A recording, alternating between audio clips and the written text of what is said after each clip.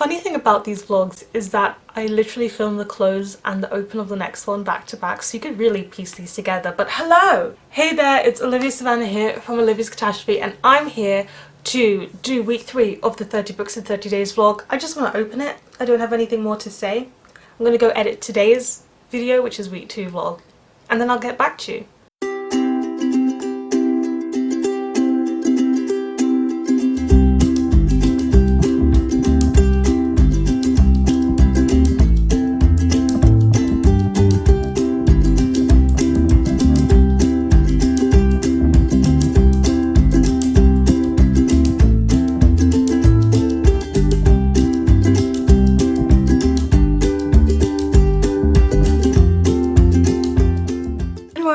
Welcome to day 17. I woke up this morning and I felt so good. It will have a lot to do with the fact that the sun is shining. For me, sunshine is the perfect reading weather. Number 1, I get to go outside to read. Number 2, you know the moment where the sunlight hits the pages and the pages glow and illuminate? I love that moment so much. I just love book aesthetics. I love books, I love book aesthetics. I love when the sun shines. My mood is up, which is that I've been reading yesterday. Between planning the outline for the last essay that I have to write from scratch. So I've got half of that outline done. I did it in a study session with Lexi from Alexandra Rosalind, and I'm hopefully going to finish my essay plan this weekend so I can start writing on Monday. But the books, we're back to talking about the books. I read more of A Man Lay Dying by Ngaio Marsh, and I'm really enjoying this. I completely forgot how much I enjoy classic crime fiction.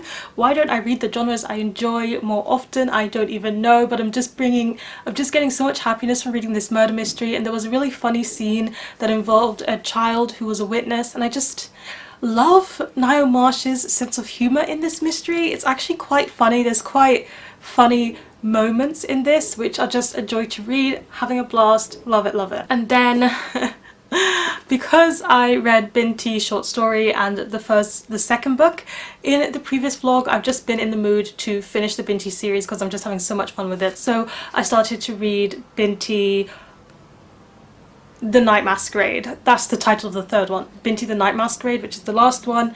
And in this one, I don't even want to give you a synopsis, to be honest, because I feel like it's leading too much on what's happened in books 1 and 2, so I'll just say I'm reading the third book. And I'm halfway through now, and the first half was quite confusing. Binti is going through a lot of, let's say, development, and all of it's quite confusing and mind-boggling and alien, so it was a bit like, what on earth is happening here? And you just have to kind of read through it. But there's a character who we met in the second one who is in this one quite a lot, and I really like this character. And you know, these books are not focused on romance whatsoever. They're not romantic. There's been like no inklings of romance. It's a very friendship driven series, and I really like the friendships in this. I've already said that before. I really like the friendships, but I kind of ship Binti and this one character. But because of the fact that these are so unromantic, I don't think it's gonna happen. Okay, so I'm gonna head outside because it's sunny and read in the sunlight and feel happy. And I'm gonna keep reading some chapters of this and some chapters of this. I think I'm gonna finish the Binti book today. There's no way I'm not going to, because I'm not gonna be productive today until I finish this book.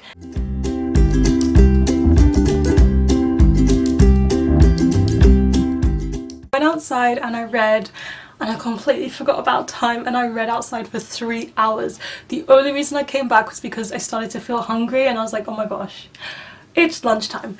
But I did finish reading Binti the Night Masquerade, which is the last Binti book, and it was so good. I can't even tell you about the book. It was just so fantastic. Oh, everything that happened made sense, and it was just the best way for the series to end. I love all of the characters. I love, you know, Binti is a queen. Binti is a literal queen, and this book, the way it handles the theme of identity, I feel like it's unparalleled, but it also feels very realistic with her struggling with mental trauma while she is slaying the game at trying to be a peacemaker. And it reflected elements of the second book very well, but it also really revisited and focused on things of the first book. It went in a lot of directions that I didn't expect, which I very much appreciated because it just brought all the more to the table. And I like what it settled on. I like what the plot did with, I don't want to give anything away. No, I'm not going to say it. I'm just going to struggle in these emotions. You know those fangirl emotions where you just don't have the words to like calmly review a book yet? That's exactly how I'm feeling now. So I think maybe in my wrap up I can be a bit more coherent and piece things together a bit more. But needless to say, this trilogy is now one of my favourite trilogies and I love it. So first I'm going to write my March blog post wrap up for my blog, because you know it's over halfway through the month, except with my blog I don't stick to like time pressures because I don't need stress for blogging. Blogging is actual fun for me. So I'm gonna write that blog post and then I'm gonna read Ngaio Marsh because I need to know how the mystery ends.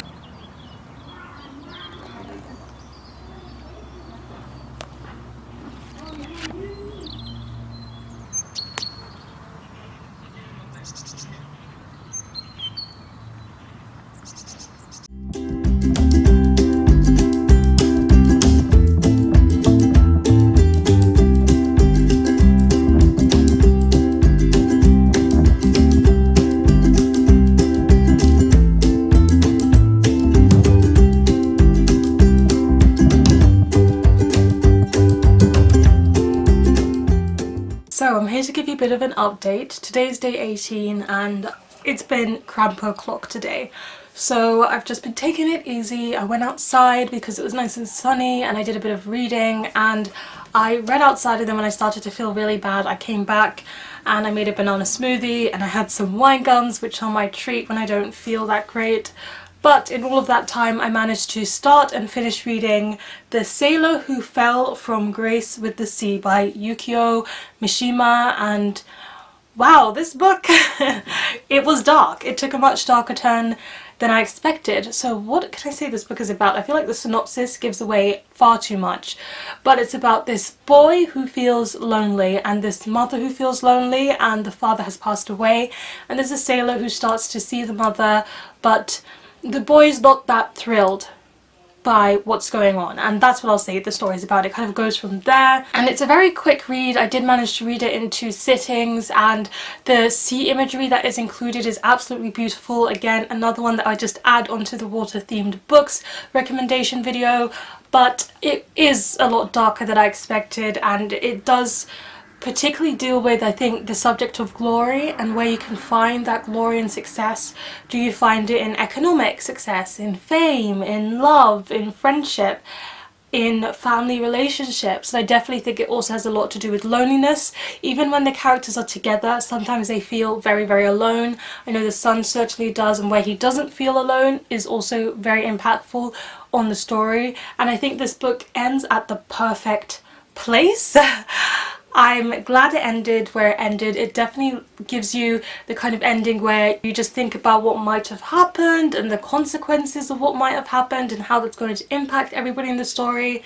So while I don't think I loved this book, it's definitely made an impact and it's definitely given me a lot to think about. Also, earlier this morning I finished reading A Man Lay Dead by Ngaio Marsh, and that was my buddy read with Sophie, and we both finished it today, and I really like the ending. I really like Inspector Allen as a detective. He's not like other detectives, if you want to say, because, you know, I feel like at that time you had a lot of detectives who loved drama around murder. Like Sherlock Holmes is bored when there's not a mystery happening, and Poirot seems to get something out of the drama surrounding murder, but Inspector Allen would be a detective who would be perfectly happy if murders never happened and that wasn't his job. He's just not that enthralled by the idea of somebody's been dead, and I quite like that about him.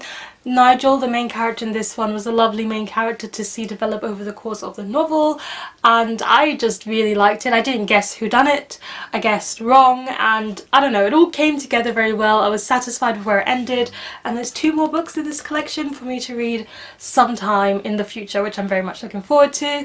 So those are 2 more books that I finished. Now I'm just gonna go and finish up doing the last research for my essay outline, so that's probably just going to be the rest of my evening. Essay outline, edit a photo and maybe post on Instagram. I'll probably talk to you another day.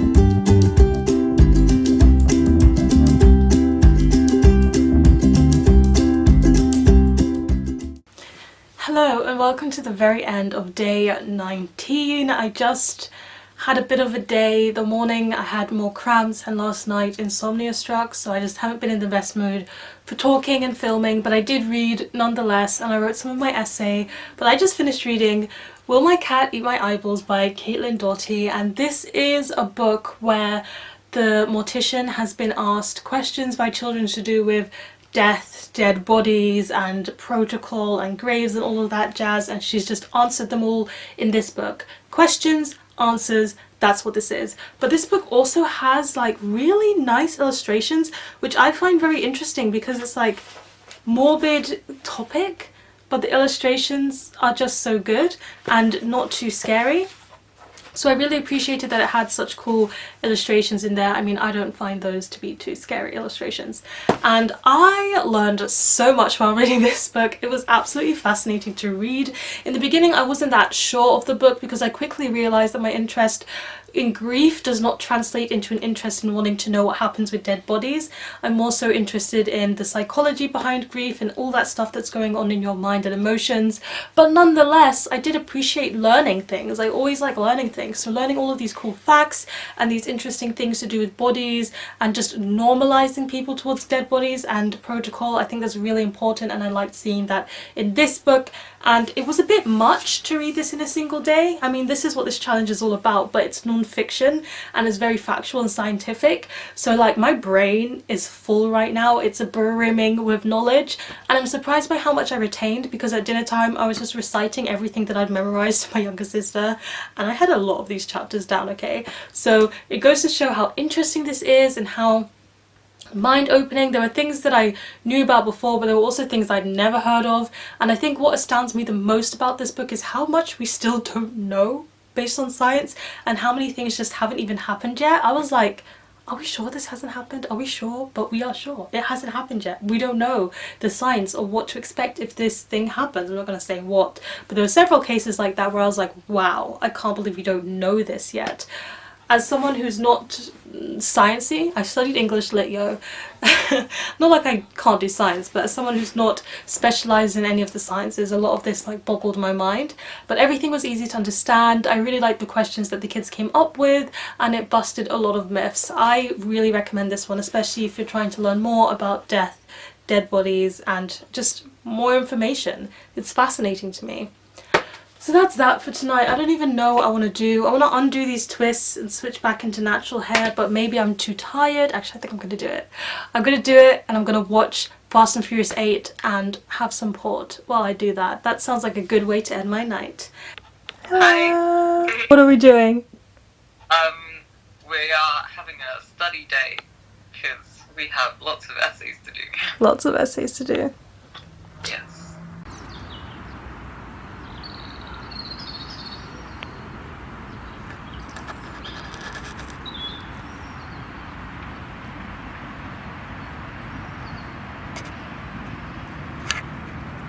Hey, hello. So this is another day. Day 20? I think this is day 20. I haven't been as on my game with vlogging as I've been in the past few weeks, days, because all of my like health issues have kicked in at once, you know, and I don't want to run over all of them, but it's just been a bit of a touch and go week, and I'm still trying to finish this essay, and it's just messing with my brain because it's not going the way I want it to go, but we keep going, we just carry on. So I did take some time to read outside today, and I've read halfway through Song for a Whale by Lynne, and this one is about a deaf girl who discovers that there is a whale where none of the other whales can understand its whale song because it's singing on a different frequency, so it's going around alone. And this deaf girl knows quite a bit about radio transmissions, and she wants to try and make something to help that whale through its journey, because she understands what it's like when you cannot communicate with anybody else around you. And I'm thinking this one is just okay. I feel like it would be a good one to read with a child and have a lot of discussions about deaf culture, about the do's and don'ts, and it's being very clear about those kind of things. But at the same time, I'm not really connecting to the story halfway through, and the main character has spent a lot of the time by herself, and because of that I'm not that engaged in the plot because it feels like not that much is happening. It's all very inward, but we also don't get that many of her emotions other than frustration at the lack of communication. And I do like how it's showing the lack of communication in different ways, with the whale, with her and being deaf, and people around her being very ableist about it, and also the grandmother who feels lonely in her grief and can't communicate with others the grief that she feels. But it's just not really hitting the right notes for me. I'm not a big fan of the writing style. I'm not sure how I feel about this main character. I do sympathize with her, but at the same time, yeah, I'm just not sure how I feel about her. And I really don't like the parents. We've got this mum whose parents are deaf and her daughter is deaf, and she doesn't seem to understand the value in her child going to a deaf school where she'll be able to communicate with other people like her. I just don't understand how she's missing so many cues. And then the dad hasn't even bothered to really put in the effort of learning, you know, sign language, so that he can't even communicate with his daughter. And I'm sure there are probably some very ableist parents out there who are like this, and maybe it's important to see their representation. But I don't know. I'm not very happy with that. It's not an own voices book, but it is written by someone who's a sign language interpreter and has worked with children before. Just felt like it was important to note that. So I'm just feeling a bit mixed about this one. Also, I'm thinking I could add this to my water themed books. Why am I reading all of these water themed books after the video? I don't even know. But anyway, that's what I'm reading and that's how I'm feeling about it. I did watch Fast and Furious 8 yesterday while I undid my twist, so now it's all wrapped up and everything. And it's not really the best Fast and Furious film. I just felt meh about it. I like the ending, but there's something like, if it's in, I can't tell you anything because of spoilers, but there's something that if it's included in a film or a book, or I meet them in real life, I'm happy. So I quite liked all the scenes that featured this certain something in it. I'm being cryptic. If you want to know, just ask me in the comments. And also, I felt like the motivations for some of the characters was just completely off and didn't feel realistic. And if the character motivations don't feel realistic, then of course it's not going to be a great film. And also, it didn't have enough car racing in it. For a Fast and Furious film, it usually balances car racing and action fairly well. But this one, I feel like it didn't have enough car racing scenes, and it was relying on action scenes that aren't even, you know, their fortes. They're not like the best things ever. I don't know, I felt like a lot of things didn't really add up in this film, and it just wasn't the best Fast and Furious. I don't think it's one I would ever rewatch. I've got a cup of tea here. And this week's tea that I'm drinking is green tea, just, you know, normal green tea. I'm a huge fan of black teas, and I don't really drink any tea that's not black tea except for green teas. I'm gonna have this now and read the rest of Song for a Whale and finish it.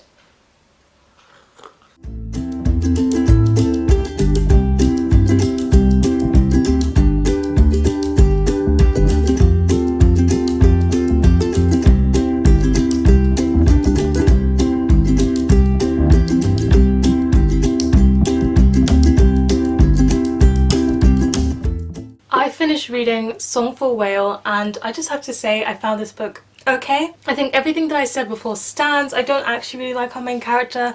I think she's very self-centered and impatient with people, and I think it's kind of understandable to see those attributes in a child. They're still developing, they're still learning. I think it's still a very good learning process. You can have discussions with your children about ways in which she could be less self-centered, but I don't know, it just made her not that likable to me personally. And at one point in this book she does something that I find incredibly dangerous and incredibly disrespectful to the place where she is, and I don't think she gets enough repercussions for what she does in this book. So those are the two things that I got from the end of it, but I do think it has a very good kind of side plot about handling grief, and I know it's not the main thing and the main message in this story, but I did like how that was handled.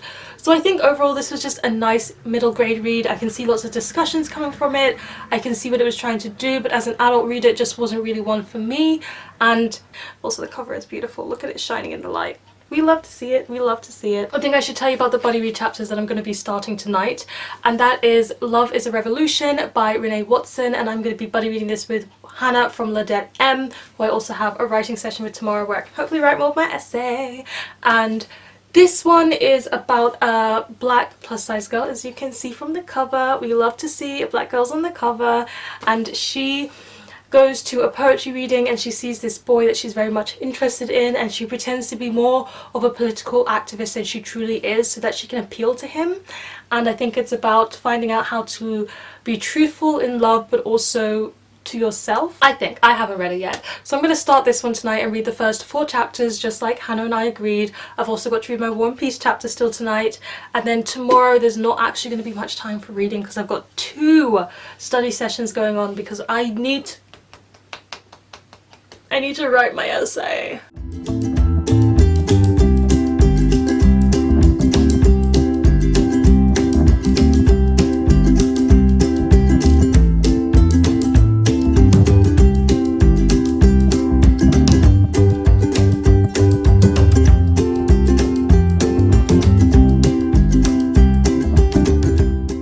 Okay, so I'm in bed reading Under Rose-Tainted Skies, and I'm going to tell you what it's about and some of my thoughts when I reach halfway, which I'm not far from doing that. I need about 50 pages. By the way, it's evening on the next day, so I really need to like read all of this tonight. It's 10 p.m, so I better get going. But I just want you to know that the love interest in this book is called Luke, okay? And it's not been that long since I read The Phantom Menace, the William Shakespeare's one, so every time I see Luke, I'm like, Luke Skywalker? Is that you? But it's not, and I need to disassociate because I can't keep thinking about Star Wars while reading this book. I just need to watch The Phantom Menace and have it out of my mind. So it's approaching 11:30 and I'm now halfway through Under Rose-Tainted Skies by Louise Gornall, and I'm here to tell you what this book is about and actually talk about it a little bit. So this book is following a main character, and she has agoraphobia as well as OCD and anxiety, and it's just about her life when a neighbour moves in across the road and she starts to interact with this neighbour and is interested in this neighbour. And I know that this sounds like this is following every single mental health book where they have a mental illness and then there's a boy next door and they start to fall for the boy, and then they kind of do everything they can to be able to interact with the boy and they get magically cured from their mental illness within a week or something. But it doesn't seem to be following that. I mean, I can't say for certain, seeing as this is halfway mark, but from the reviews that I read, because I was very interested in seeing some own voices agoraphobia representation and some own voices OCD representation, like when I say representation in those 2 sentences, I meant reviews. I wanted to see some own voices reviews for this one, and actually they were overwhelmingly positive. So the author themselves was own voices representation for all of these things. So I think this book is quite authentic in its recounting of experience, and it seems to be doing that very well. And honestly, reading this was absolutely eye-opening. It also goes into some other things, and I'll have some content warnings in my wrap-up video when I've processed my thoughts a bit more. But I am really liking this. I really like our main character, and I'm impressed by the fact that this is taking place entirely within the home because of her agoraphobia, and yet it never feels mundane, it never feels boring. I'm very interested in the character, I'm very interested in seeing this, where this is going to go, and I have a feeling that even though this love interest is included in this book, it's not going to be like, oh, she's cured now. It's more so now she kind of has motivation for working on developing, whereas before she didn't have that much motivation to work on development.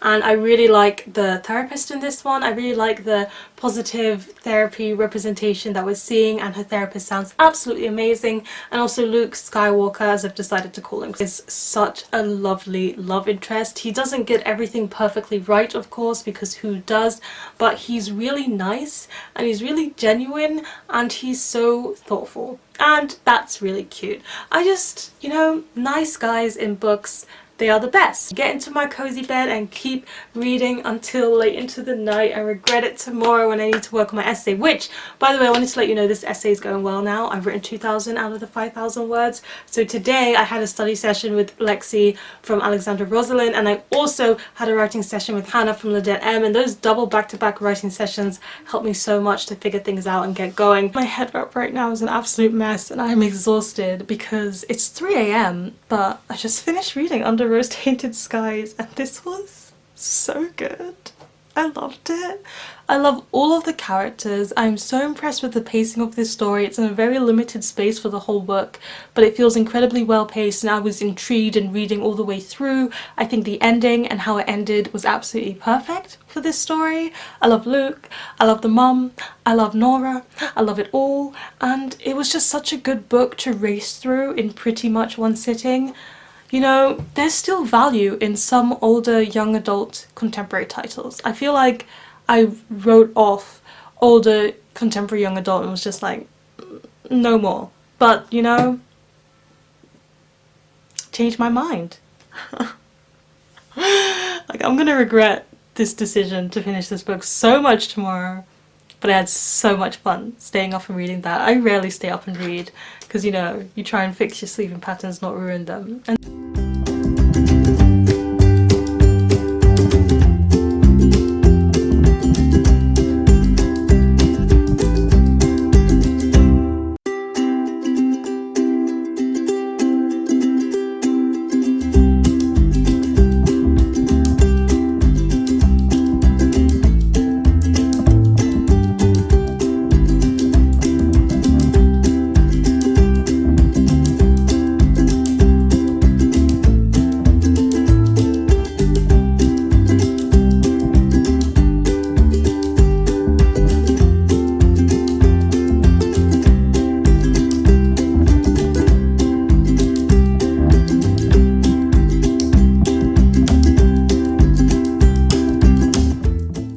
to close up the vlog, and I didn't finish another book. I just started reading A Mercy by Toni Morrison. I've just been loving Toni Morrison this year, so I thought I have another one of hers. It's fairly short, let me start it, and I'm a third of the way through, and honestly I couldn't really tell you what it's about yet. We seem to be following some slaves, someone who acquires slaves even though he doesn't want to be part of the slave business, a white man, and there's some interactions going on this farm where he works, but that's all I can really tell you a third of the way in, and I don't think this is going to be one of the Morrison books that I like, which is unfortunate, but I will be finishing this in the next vlog, so stay tuned for that because that is the last vlog. As you can see, the last, you know, home stretch is going to be a home run, not as in I'm going to knock it out of the park, as in to get home to the 30 days in enough time I'm gonna have to run. So it's going to be very interesting. So stick around for that. Please let me know in the comment section down below, what are you currently reading at the moment? Give this video a thumbs up if you enjoyed it. Hit the subscribe button if you want to see more. And don't forget to hit the notification bell to be updated every time I have a new video. And you know what they say, onwards and upwards. Excelsior!